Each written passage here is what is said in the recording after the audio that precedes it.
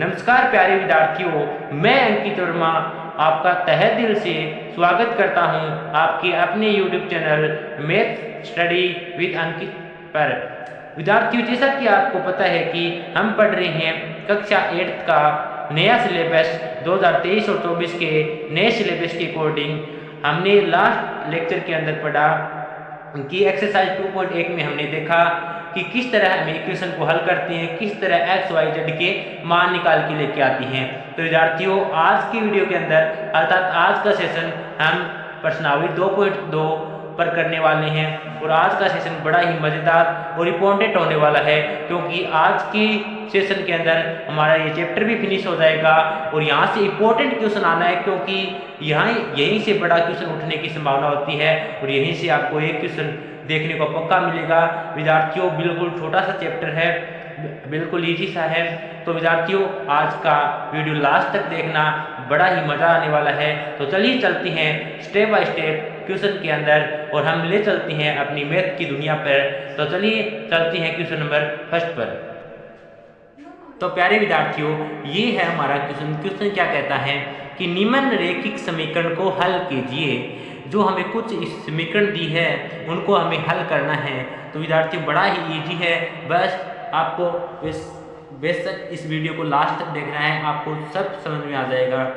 तो देखिए, सबसे पहला क्वेश्चन उठाया है हमने कि क्या है x/2 माइनस 1/5 बराबर है x/3 के और प्लस 1/4। ये क्वेश्चन है, इसको हल करना है और हमारा उद्देश्य क्या होता है, गोल क्या है हमारा, इससे लास्ट वाले लेक्चर की तरह ही इसी लेक्चर में हमारा गोल यही होगा कि हमें चाहे x मिले, चाहे y मिले, चाहे z, लेकिन मिलेगा कौन सा, एक ही चर मिलेगा एक साथ। अब देखो, ये पूरी इक्वेशन है, इसमें x मिल रहा है, ये तो नहीं है कि एक साइड x मिल गया एक साइड y मिल गया, ये तो नहीं है ना। अर्थात चर मिलेगा ना, वो एक जैसा ही मिलेगा। इसीलिए इस चैप्टर का नाम है एक चर वाले रैखिक समीकरण। ठीक है, तो हमें चर एक है, अर्थात चर की बात कर रहे हैं। यहाँ पे चर क्या है, आप ये तो समझ सकते हैं कि चर किसे कह रहे हैं। यहाँ पे चर है एक्स वाई जेड जो भी होता है, लेकिन यहाँ पे एक्स दिया हुआ है, तो यहाँ पे चर है एक्स। तो हमें कैसे करके इस इक्वेशन से यदि हम एक्स का मान निकाल लेते हैं विद्यार्थियों, तो हमारा क्वेश्चन है वो सोल्व हो जाता है। तो चलिए करते हैं। देखिए, बड़ा ही मजा आने वाला है क्वेश्चन में। देखिए, सबसे पहले हमें दिया है वो जो का तो हमने लिख लिया। अब हम एक साइड इसे बोलते हैं, एक साइड जो है उसको बोलते हैं जो लेफ्ट हैंड साइड, ये है लेफ्ट हैंड साइड और ये है राइट हैंड साइड। ठीक है, लेफ्ट हैंड साइड को एक साइड हल करेंगे और राइट हैंड साइड को एक साइड हल करेंगे। ठीक है, देखना, सबसे पहले यदि आपको इस प्रकार की संख्या मिल जाती है बटे में, अर्थात अपॉन में संख्या मिल जाती है, तो सबसे पहले आपको उनका एलसीएम लेना होता है। अब देखो विद्यार्थियों, अब आपको एलसीएम नहीं लेना आएगा। यदि आपको एलसीएम नहीं लेना आता है तो आप डायरेक्ट क्या कर देना, 5 को 2 से गुणा कर देना। 5 को 2 से गुणा करेंगे तो क्या आ जाएगा, 10। ठीक है, 10 आ गया। फिर देखना विद्यार्थियों, अभी तो 10 आया ना, 10 में क्या करना होता है, जो नीचे वाली संख्या का भाग देना होता है। देखना कि 10 में हम 2 का भाग देते हैं तो क्या आता है, 5 आता है। यदि हम 10 के अंदर 2 का भाग देते हैं तो 5 आता है। अर्थात इस 10 के अंदर नीचे वाली संख्या का भाग दिया तो भागफल कितना आया हमारे पास, 5 आया। जो भागफल आता है उसका गुणा ऊपर वाली संख्या से करना होता है। यही एलसीएम का रूल होता है, ये आप जानते हैं। यदि नहीं जानती है तो भी घबराने की कोई जरूरत नहीं है, क्योंकि आपको यहाँ हर समस्या का सॉल्यूशन मिलेगा। आपको चैनल पर एलसीएम लेना सिखाया हुआ है। ठीक है, फिर देखो 5 का भाग 10 में देती है। देखना, 10 के अंदर 5 का भाग देंगे तो 5 दूनी 10, नीचे बच गया 0। अर्थात भागफल कितना आया, भागफल आया 2। भागफल आया 2 और जो भागफल आता है उसको ऊपर वाली संख्या से गुणा करना होता है। 2 आया, 2 को 1 से गुणा करेंगे 2। इस तरह हमने इस साइड को तो हल कर लिया, इसी तरह इसको भी हल करते हैं। अब देखो, आपको नहीं पता कि 3 और 4 में एलसीएम क्या है, तो आप गुणा करना, 3 चौके 12। ठीक है, अब 3 का भाग 12 में देना है विद्यार्थियों, तो 12 के अंदर हम 3 का भाग देंगे तो क्या होगा, 3 चौके 12 और 0 बच गया। भागफल कितना आया, 4 आया और 4 को किससे गुणा करेंगे, ऊपर वाली संख्या से। नीचे वाली संख्या से भाग देना है, जो भागफल आता है उसको ऊपर वाली संख्या से गुणा करके लिख देना है। भागफल कितना आया 4, 4 को x से गुणा करेंगे 4x, प्लस है तो प्लस। अब देखना 4 का भाग किसके अंदर देना है 12 के, क्योंकि जो इसका सिस्टम था उसको तो हमने हल कर दिया। अब इसके नीचे 4 है तो 4 का भाग देंगे हम 12 के अंदर, 12 के अंदर हम 4 का भाग देंगे, 4 3 12, कितना आया 0 आया। ठीक है, भागफल कितना आया 3 आया, भागफल 3 है तो इस 3 को किससे गुणा करेंगे, ऊपर वाली संख्या से गुणा करेंगे। 3 को 1 से गुणा किया 3 आया। ठीक है, ऊपर वाली संख्या क्या 1 है, इससे गुणा कर दिया, तो इस प्रकार हमने इसका एलसीएम ले लिया। अब इसे हल करते हैं। अब देखना आपके पास कुछ इस प्रकार का डेरिवेशन आ जाएगा, आपको घबराना नहीं। अब आपको क्या करना है, डायरेक्ट वज्र गुणा जिसे कहते हैं क्रॉस मल्टीप्लाई, अब क्या करना है क्रॉस मल्टीप्लाई करेंगे। ठीक है, वो भी सिखाऊंगा कैसे करते हैं क्रॉस मल्टीप्लाई, देखना।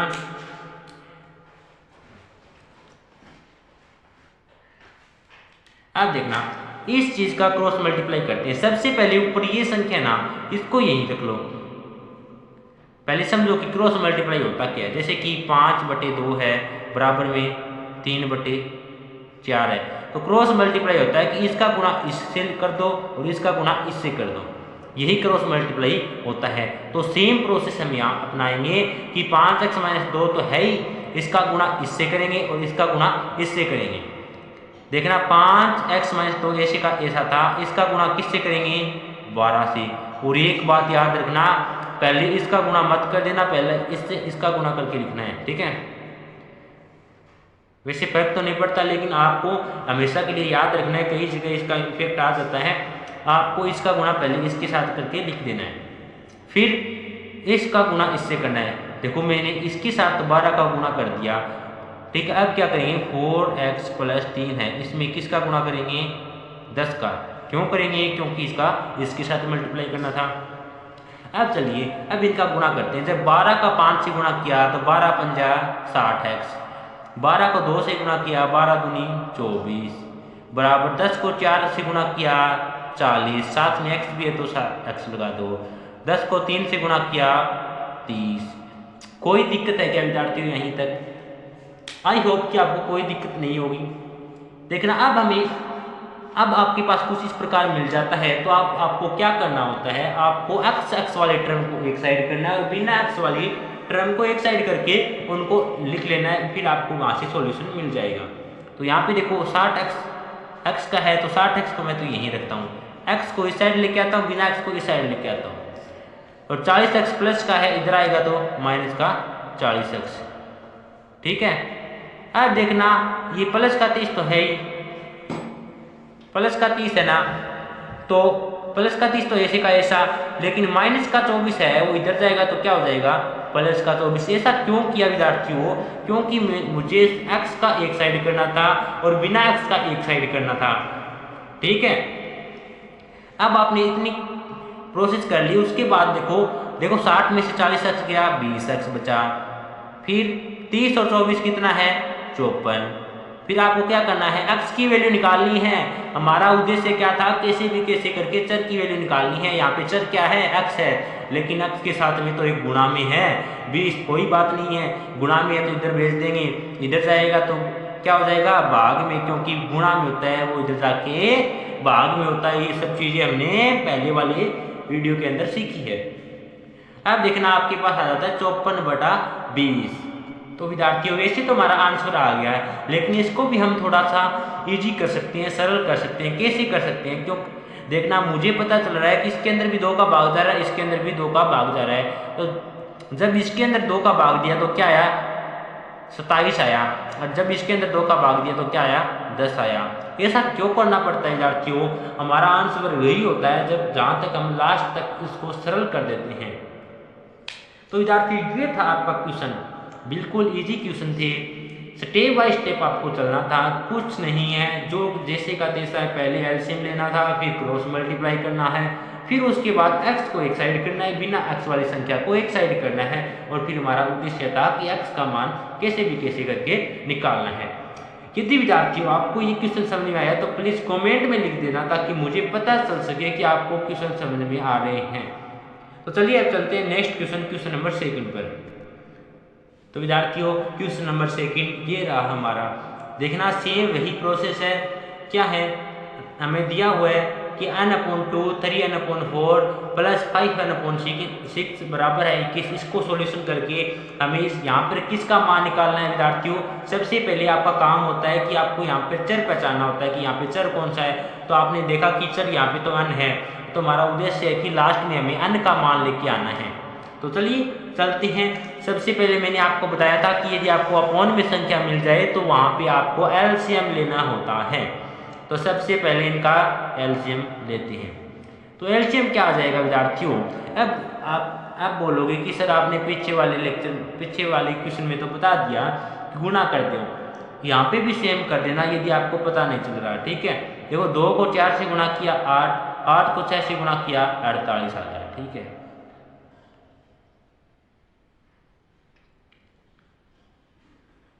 और 48 आ गया। वैसे यदि इनका एलसीएम ले तो एलसीएम लेना मैं बता देता हूँ। देखना कि 2 4 6 को इस तरह लिख देते हैं और फिर इनका निकालते हैं।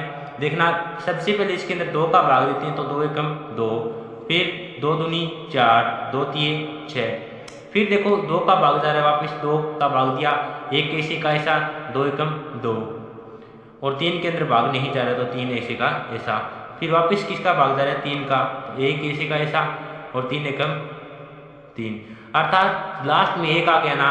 अब हमें यहाँ पे छोड़ देना है और जो यहाँ पे आया ना इसको गुणा कर देना है। जैसे कि यहाँ पे आया 2 गुणा 2 गुणा 3, 2 दूनी 4, 4 तिये 12, तो इसका एलसीएम क्या हो जाएगा 12। तो इस तरह हमें निकालना होता है। यदि फिर भी आपको नहीं पता चल रहा है तो आप डायरेक्ट गुणा कर देना। ठीक है, और इसकी जो आपको पूरा निकालने की प्रोसेस है यहाँ पे मैंने फटाफट बता दिया है। जो पूरी प्रोसेस है वो आपको चैनल पे मिल जाएगी। ठीक है, तो विद्यार्थियों यहाँ पे देखो मैंने 12 एलसीएम लिया है, 48 लिया है, दोनों से आंसर एक के आने वाला है। यदि आप यहाँ से सीख जाते हैं तो आपका आंसर थोड़ा क्वेश्चन है वो थोड़ा सरल हो जाता है। ठीक है, क्योंकि जो आपकी गणना है वो थोड़ी छोटी हो जाती है। तो यहाँ पे एलसीएम 12 आएगा, तो चलो 12 से करते हैं। यहाँ पे तो मैंने सिखा दिया आपको, तो चलिए मैं यहाँ पे क्या लिख लेता हूँ 12।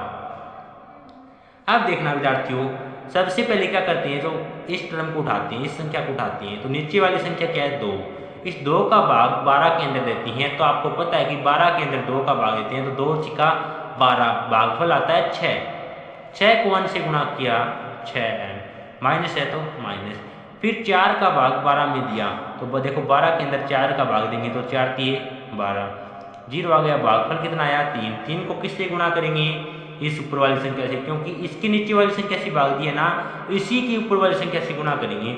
3 को 3 से गुणा किया 9n, फिर प्लस है तो प्लस, फिर वापिस। अब देखो आगे वाली संख्या, इन 2 का तो काम हो गया, अब इसका भी काम करना है 6। अब 6 का भाग 12 के अंदर देना है, तो देखो 12 के अंदर 6 का भाग देंगे तो 6 दूनी 12 और 0 बच गया। भागफल कितना आया 2, और 2 का गुणा किससे करेंगे, इससे करेंगे। क्यों करेंगे, क्योंकि इसकी नीचे वाली संख्या से भाग दिया हमने, तो 2 का गुणा 5n से किया तो 10n, तो यहाँ से इसका काम हो गया। और बराबर में हमारे पास चल रहा है 21।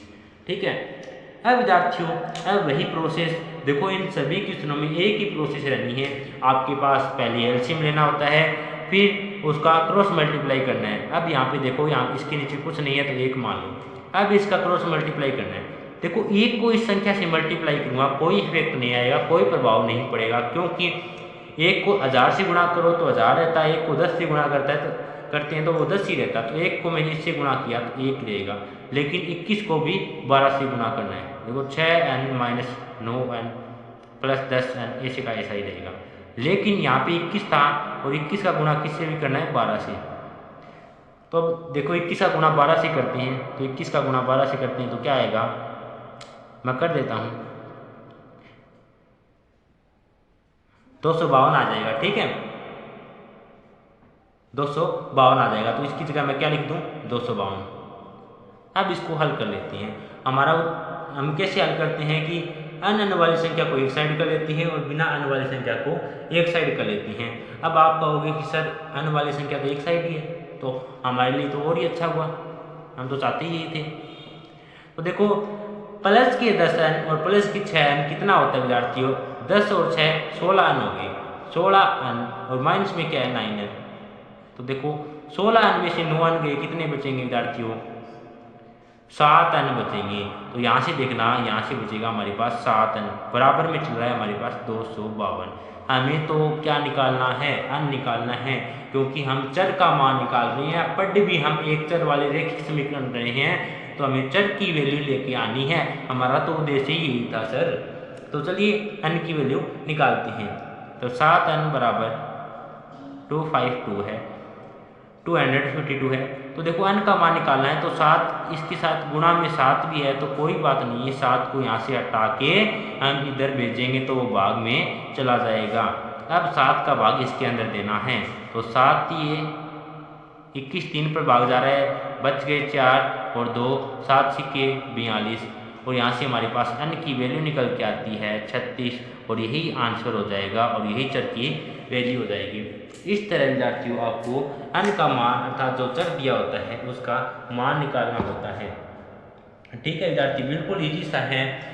इसी तरह हम इसका नेक्स्ट क्वेश्चन नंबर 3 करते हैं। यदि आपको यह समझ आया तो प्लीज़ लाइक कर देना। तो चलिए चलते हैं क्वेश्चन नंबर 3 पर। तो विद्यार्थियों क्वेश्चन नंबर 3 ये रहा। क्वेश्चन नंबर 3 क्या दिया हुआ है? x + 7 - 8x/3 बराबर है 17/6 - 5x/2। तो हमें इसे हल करना है। तो चलिए इसे हल करते हैं। सबसे पहले हमको इस साइड को हल करना होता है, जैसा कि आपको पता है।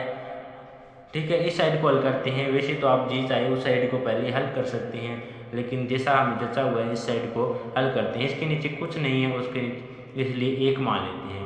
अब इसका एलसीएम लेते हैं, तो अब आपको होगी कि सर अब इसका एलसीएम क्या आएगा? तो आपको 3 को 1 से गुणा कर देना, 3 एकम 3, 3 इसका एलसीएम आ गया। अब क्या करना होता है? 1 का भाग 3 के अंदर देते हैं तो भागफल 3 ही आता है। जो भागफल 3 आया उसका ऊपर वाली संख्या से मल्टीप्लाई करेंगे, तो 3 का इससे मल्टीप्लाई करेंगे तो 3 का x से गुणा किया 3x प्लस 3 का 7 से गुणा किया 21 आया, फिर माइनस है तो माइनस। अब देखना यहाँ तक समझ आया ना? कैसे किया? देखो 3 के अंदर 1 का भाग दिया, भागफल 3 आया। भागफल 3 को इस ऊपर वाली संख्या से गुणा कर दिया, क्योंकि दोनों के नीचे कुछ नहीं है, 1 माना था। ठीक है, इसलिए दोनों का साथ में कर दिया। अब देखना माइनस था तो माइनस लगा दिया। अब 3 का भाग 3 के अंदर देते हैं, तो देखो 3 के अंदर 3 का भाग देते हैं तो 1 आता है भागफल, 1 आता है। तो अब 1 को गुणा किससे करते हैं? ऊपर वाली संख्या से करते हैं। यदि 8 के अंदर 1 का गुणा करते हैं तो कोई इफेक्ट नहीं पड़ता, 8x ही रहता है। ठीक है, क्योंकि हमें पता है, हम जानते हैं कि 1 का किसी संख्या से गुणा कर लो उसमें कोई प्रभाव नहीं होता। अब इस साइड को तो हमने एलसीएम लेके हल कर लिया, इसी तरह इसका भी एलसीएम लेना है। देखो वैसे तो इसका एलसीएम 6 आ रहा है, वैसे मैंने बताया था ना ऐसे लेके देखना, लेकिन यदि आपको फिर भी पता नहीं चला है तो आप गुणा कर देना। ठीक है, अब देखो 12 है, देखो 6 दूनी 12, इसका मैंने एलसीएम ले लिया 12। अब देखो नीचे वाली संख्या 6 है, 6 का भाग 12 के अंदर दिया, 6 दूनी 12, 2 आया, 2 को 17 से गुणा किया, 17 दूनी 34, माइनस है तो माइनस। 2 का भाग 12 में 12 के अंदर 2 का भाग दिया, 2 छिके 12, देखना कैसे किया। आई होप कि मैं समझ गए होंगे कि मैं किस तरह भाग दे रहा हूँ, इसलिए मैं इसको बार बार बताना सही नहीं समझ रहा, क्योंकि इसके लिए मैंने पहले बहुत सारे वीडियो आपको चैनल के ऊपर डाल रखी है। जब 12 के अंदर 2 का भाग देते हैं तो 2 छिके 12 और बच क्या गया 0। भागफल कितना आया? 6 आया। 6 का गुणा किससे करते हैं? 5x से करते हैं, क्योंकि इसके नीचे वाली 2 से तो हमने भाग दिया था। जिसकी नीचे वाली संख्या से भाग करते हैं उसी का भागफल उसी के ऊपर वाली संख्या से गुणा करते हैं। 6 का गुणा 5x से किया तो 30x। ठीक है, इस तरह हमने इसका गुणा कर दिया। अब इसको हल करते हैं। ठीक है,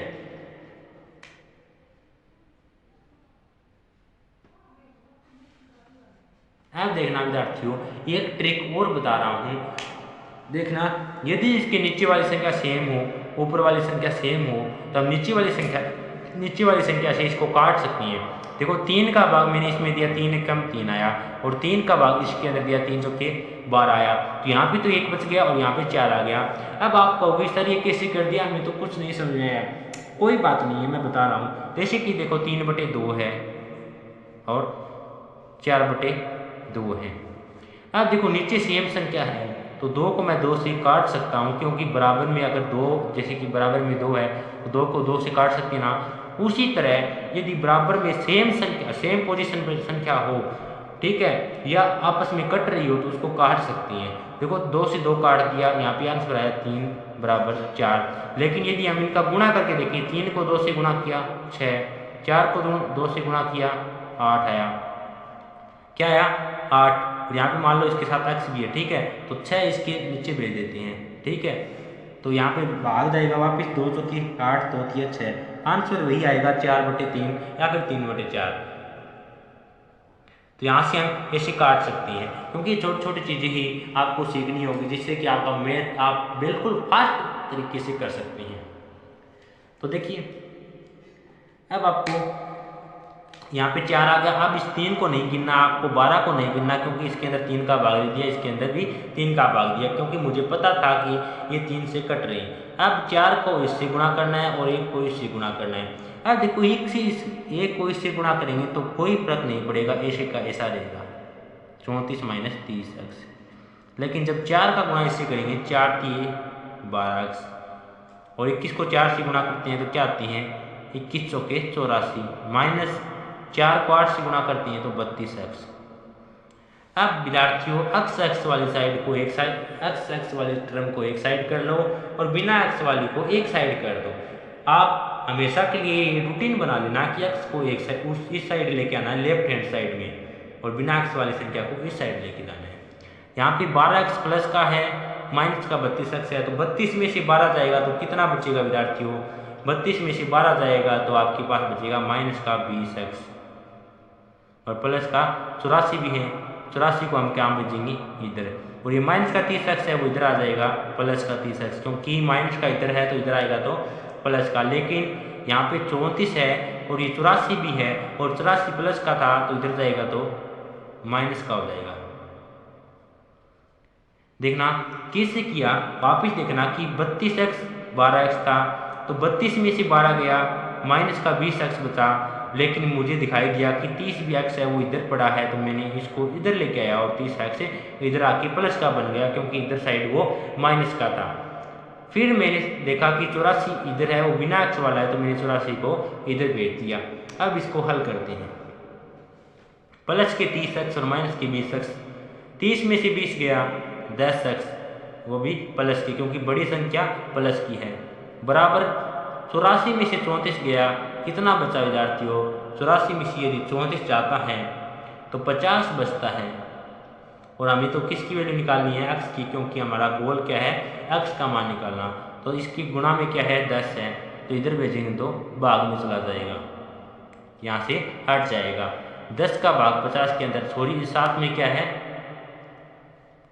देखो 84 में 34 जाएगा तो माइनस के 50 बचेंगे, ठीक है, और 50 में जब 10 का भाग देते हैं तो क्या आता है? माइनस का 5, क्योंकि साथ में -5 भी चल रहा है। तो इस तरह हमारे पास x का मान निकल के आता है माइनस का 5, और ये हमारा क्वेश्चन है वो सोल्व हो जाता है। तो विद्यार्थियों इस तरह आपको इस क्वेश्चन को हल करना था। आई होप कि आप समझ गए होंगे। हम सेम प्रोसेस अपना रहे हैं, पहले एलसीएम लेना, फिर उनका क्रॉस मल्टीप्लाई करना, फिर x वाली संख्या को एक साइड करना, बिना x वाली संख्या को एक साइड करना, उसके बाद हमें जो x को उद्देश्य था उसको x का मान निकाल लेना। बड़ा ही इजी मेथड, बड़ा ही छोटा सा चैप्टर है, वास्तव में मैथ गजब की चीज़ है यदि आप ध्यान से समझ लेते हैं तो विद्यार्थियों अब इसका नेक्स्ट क्वेश्चन नंबर 4 भी करते हैं। तो चलिए, तो विद्यार्थियों क्वेश्चन नंबर 4 क्या कहता है, चलिए इसको भी सॉल्यूशन करते हैं। बड़ा ही मस्त और छोटा सा क्वेश्चन है। क्या है कि x - 5/3 बराबर में दिया हुआ है x - 3/5। तो विद्यार्थियों जैसे ही हमने क्वेश्चन को देखा तो थोड़ा आराम महसूस किया, थोड़ी सी खुशी हुई, क्योंकि सर इस बार तो इसका एलसीएम खुद ही इन्होंने हमें लेकर दिया है। हमें एलसीएम नहीं लेना, क्योंकि इसका एलसीएम भी इसने लेकर दिया है, इसका एलसीएम लेकर दिया है। हमारी पहली प्रोसेस तो नहीं करनी है, अब हमें स्टेप 2 करना है। अब इसको क्रॉस मल्टीप्लाई करना है। तो 5 को इससे मल्टीप्लाई करना है इस संख्या से, और 3 को इससे करना है। तो 5 को किस संख्या से मल्टीप्लाई करना है? x - 5 से, बराबर इस 3 को इससे गुणा करना होता है और इस 5 को इससे गुणा करना होता है, ठीक है। तो 3 का गुणा करना होता है x माइनस 3 से। 5 को x से गुणा किया 5x माइनस 5 को 5 से गुणा किया 25 बराबर 3 को x से गुणा किया 3x और 3 को माइनस 3 से गुणा किया तो क्या आएगा माइनस के 9। अब सेम प्रोसेस x वाली संख्या को एक साइड लेके आओ, बिना x वाली संख्या को एक साइड लेके आओ। तो सर ये तो बिल्कुल ईजी है, ये तो हम सीख चुके हैं। तो देखना 5x तो ऐसे का ऐसे ही रखा और माइनस का 3 प्लस का 3x था वो इधर लेके आएंगे, क्योंकि देखो आपको भी पता है कि आज की दुनिया में एक जैसे दोस्तों की जरूरत है। तो हमें भी x वाले दोस्तों को एक साथ मिला दिया और बिना x वाले दोस्तों को एक साथ मिला दिया। अब देखो माइनस के 9 है, माइनस के 9 और अब यहाँ पे देखो 25 है, वो बिना x का लेकिन यहाँ पे रखा हुआ है, तो हम क्या करेंगे माइनस का 25 इधर भेज देंगे, प्लस का 25 हो जाएगा। अब देखना विद्यार्थियों 5 में से 3 गया 2x बराबर 25 में से 9 गया, क्योंकि माइनस का चिन्ह होता है ना किसी भी संख्या आगे, इसका मतलब होता है वो माइनस में घटेगी। 25 में से 9 गया कितना होता है विद्यार्थियों 16। अब हमें मान निकालना है x का, तो सर ये तो बिल्कुल ईजी है, ये हमने पहले वाले लेक्चर के अंदर ही सीख लिया था। तो देखिए 2x बराबर 16 है तो x बराबर क्या हो जाएगा, इसके साथ 2 गुणा में, तो हम इसको इधर भेजेंगे तो क्या हो जाएगा भाग में। तो 2 भाग में गया तो यहाँ पे सिर्फ x बचा और यही हमारा उद्देश्य था। जब 16 के अंदर 2 का भाग देते हैं तो हमारे पास निकल के आता है 8, अर्थात x बराबर हमारे पास आता है आंसर 8 आता है और यही हमें निकालना था विद्यार्थियों। इस तरह इन क्वेश्चन को हल करना था। यदि आपको ये क्वेश्चन समझ नहीं आए तो प्लीज लाइक करना और कमेंट करके जरूर बताना कि ये तरीका कैसा है। मैं आपके लिए अलग अलग तरीके खोज के लेके आऊँगा, लेकिन आपको कभी भी मैथ को रटना नहीं है विद्यार्थियों। इसके आगे की कुछ क्वेश्चन रहे हैं वो नेक्स्ट लेक्चर के अंदर करेंगे। तो विद्यार्थियों आज के लिए इतना ही, क्योंकि आपको एक साथ इतना बता दूंगा तो आपके लिए थोड़ा ज़्यादा हो जाएगा। कल के वीडियो के अंदर इसके आगे की क्वेश्चन करेंगे, उसके साथ ही हमारा ये चैप्टर फिनिश हो जाएगा। तो विद्यार्थियों फिर कह रहा हूँ कि छोटा सा चैप्टर है, बिल्कुल इंटरेस्टिंग चैप्टर है, इसके बिना आपका मैथ नहीं चल सकता। यदि आपने इसको सीख लिया तो ये आपको बहुत सारे आपको आगे आने वाले सभी चैप्टर के अंदर काम आएगा। यदि आपको ये क्वेश्चन समझने का तरीका अच्छा लगा हो और हमारा पढ़ाने का तरीका अच्छा लगा हो तो प्लीज़ लाइक करना और कमेंट करके ज़रूर बता देना। और यदि चैनल पे नहीं हो तो चैनल को सब्सक्राइब कर लेना और जो पास में बेल आइकन है उसको प्रेस कर लेना, ताकि आने वाली सभी वीडियो का नोटिफिकेशन आपको मिलता रहे। तो विद्यार्थियों आज की सेशन के अंदर विदा लेना चाहता हूँ। तो विद्यार्थियों हम मिलते हैं नेक्स्ट सेशन के अंदर, तब तक के लिए जय हिंद जय भारत।